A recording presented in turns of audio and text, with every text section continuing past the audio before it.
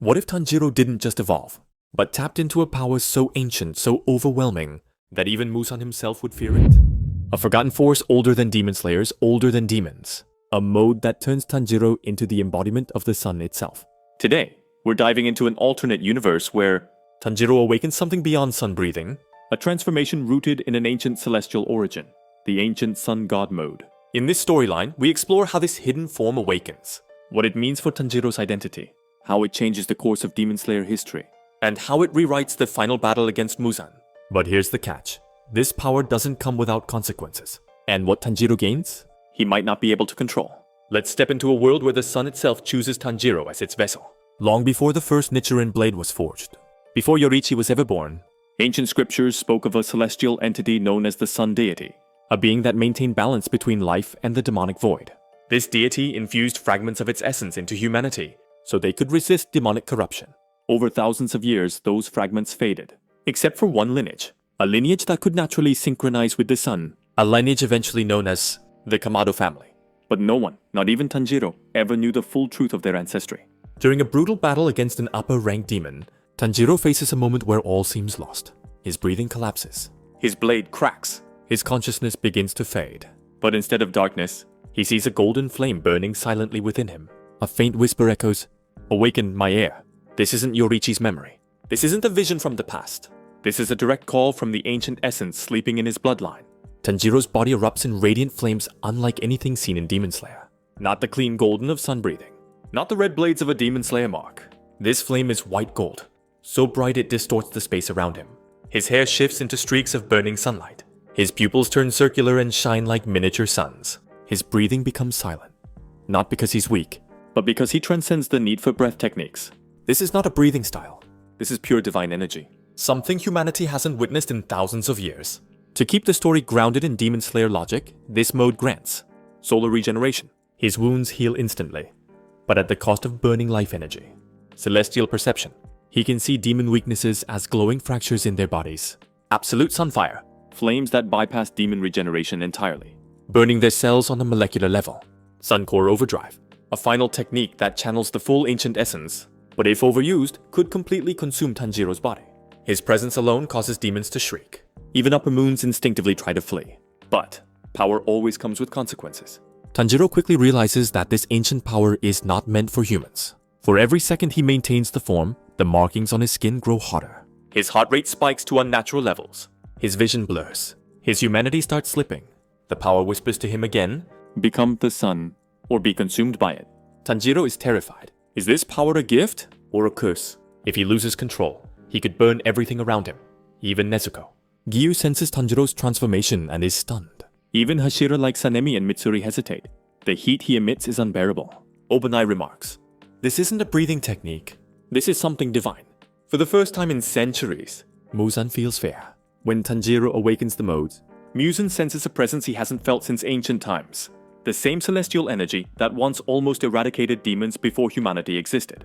He realizes, if Tanjiro masters this form, Muzan has no hope of survival. Nezuko feels warmth instead of pain. The sunfire recognizes her humanity. This gives Tanjiro hope. Maybe he can control it after all. But the power inside him is unstable, and the final battle is approaching. As Muzan reaches his final monstrous form, Tanjiro taps into the ancient sun god power one last time. His body is cracking from the strain. His vision is nearly gone. But his spirit is burning brighter than ever. Muzan charges, creating shockwaves that tear the battlefield apart. But Tanjiro moves faster than light itself, leaving trails of white gold flames behind him. Every strike erases chunks of Muzan's flesh permanently. No regeneration, no escape. Muzan screams, "This power should not exist." Tanjiro responds, "It exists to end you." He activates Sun Core Overdrive, channeling the full ancient force into his blade. This final strike detonates like a supernova, a burst of pure sunlight. Muzan is annihilated completely. But Tanjiro collapses, the flames fading, his body motionless. Did the power consume him, or did he survive? Silence falls across the battlefield. The blast of sunlight slowly fades, leaving behind scorched earth, molten stone, and drifting embers that glow like dying stars. Demon slayers from across the area rush toward the crater, terrified yet hopeful. The air is still hot, so hot that even approaching it is painful. Giyu steps forward first, shielding his eyes from the light. "Tanjiro, please still be here."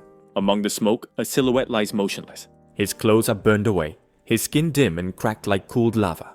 The divine markings that once blazed with white gold light now flicker weakly.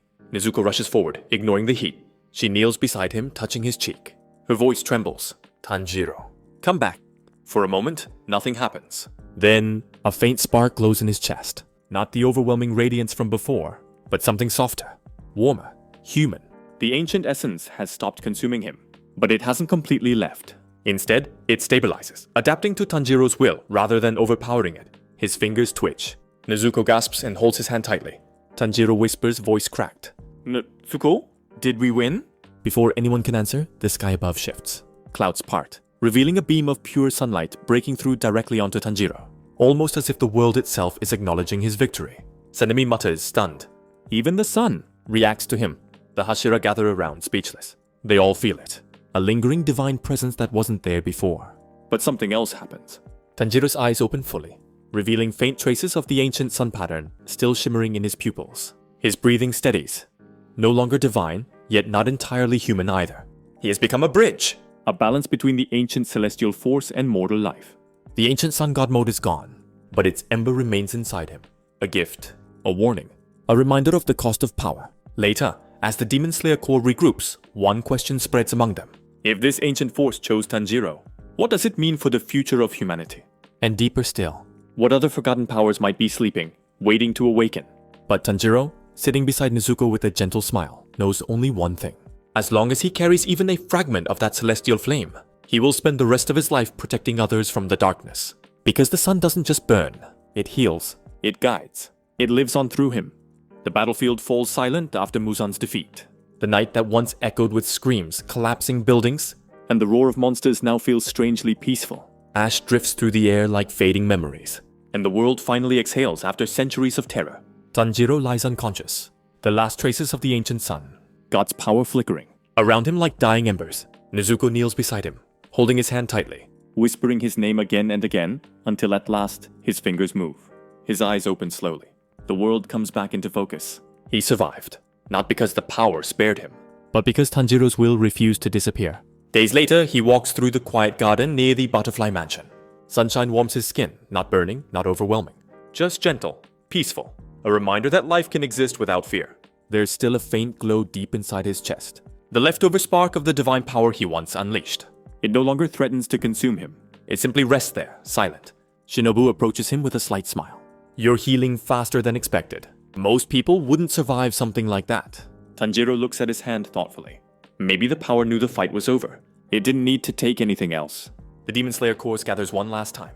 Their uniforms are torn, their bodies scarred, but their spirits lighter. Sanemi leans against a broken pillar, arms crossed. Mitsuri cries openly. Tengen laughs proudly. Even Gyu looks relieved. Then the announcement comes.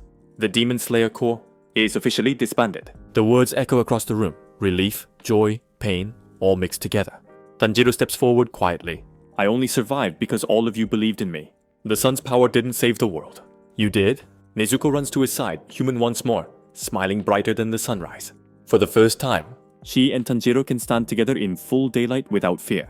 That evening, they sit on the porch, watching fireflies drift lazily around them. Nezuko rests her head on Tanjiro's shoulder. Will the power ever come back? She asks softly. Tanjiro looks at the horizon, where the sun dips into shades of orange and gold. Maybe, he says.